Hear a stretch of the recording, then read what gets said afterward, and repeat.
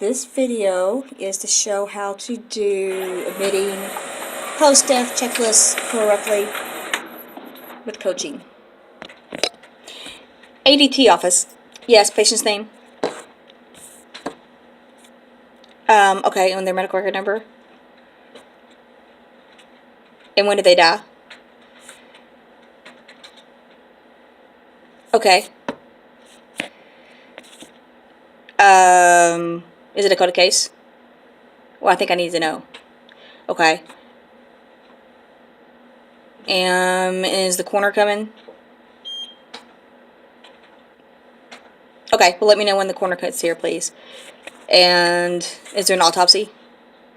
Well, I think you need to ask the family.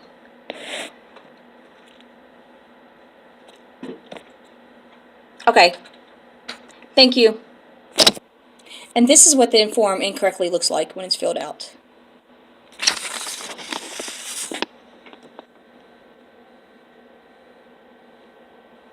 When it's incorrectly filled out, as you can see. Now I will show you how it is done coaching-wise to be filled out correctly and how to talk to the person on the phone. Okay, and now part 2 is going to be talking to the family incorrectly. Yes. May I speak to John Doe's wife, please? Oh, well, is there any children? Okay. What funeral home do you want to use? Okay. Alright, so everyone is okay with that? Are you sure? Okay. And did y'all want an autopsy or not? Well, we need to know immediately, so they can do the autopsy the next day. Oh.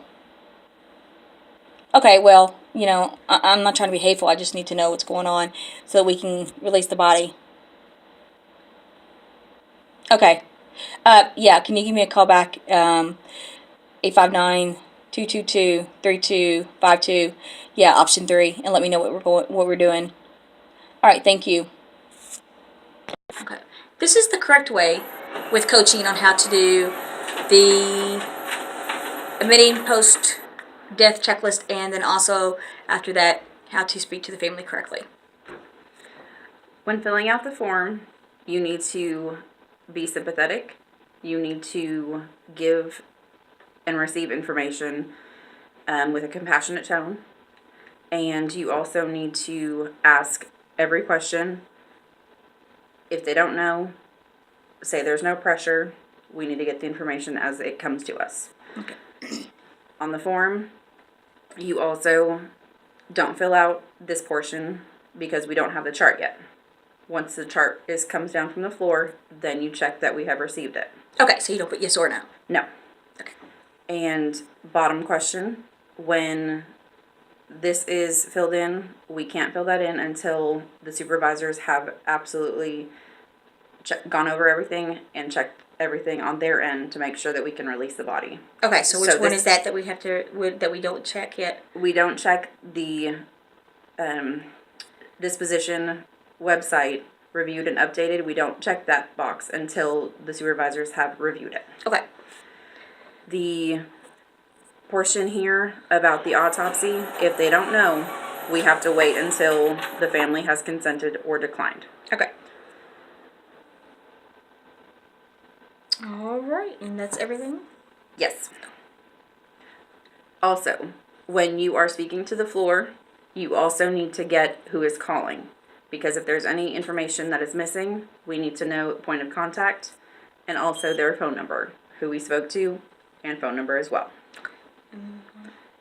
If it is a coroner's case, it needs to be noted that if the coroner is going to be taking the decedent, or if the coroner is okay to release to the family, meaning we can give to the funeral home once the body is ready to be released. Oh, so they don't take them all the time? No, not in every case does the coroner take the body if it is a coroner case. Okay.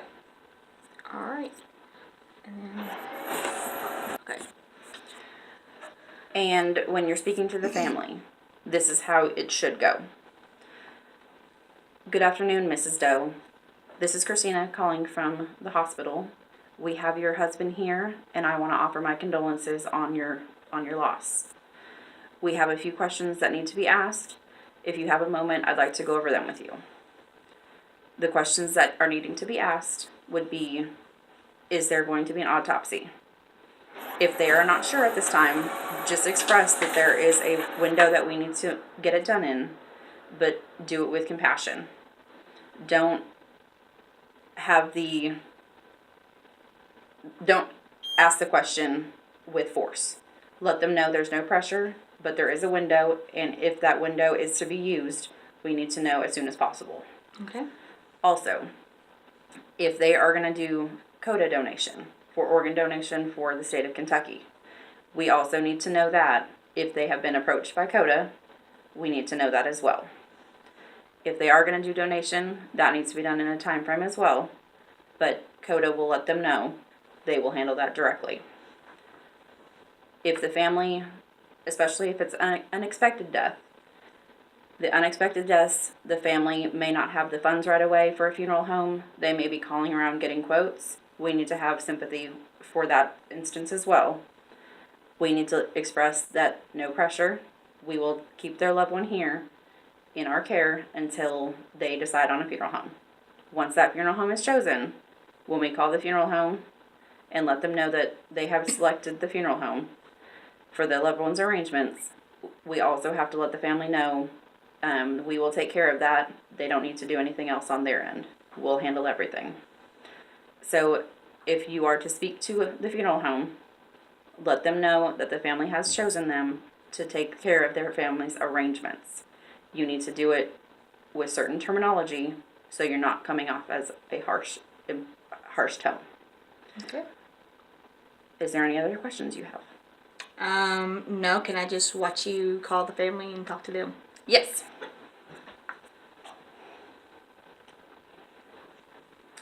Hi, Mrs. Doe.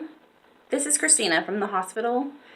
We need to have a few questions answered regarding your husband's funeral arrangements. Is that okay? Yes, ma'am. First of all, I want to offer my condolences for Mr. Doe's passing, and we just need to ask a few quick questions if you have a moment. First question, would you be interested in doing an autopsy? Is there any need for one of those? No? Okay. And so no autopsy is being requested.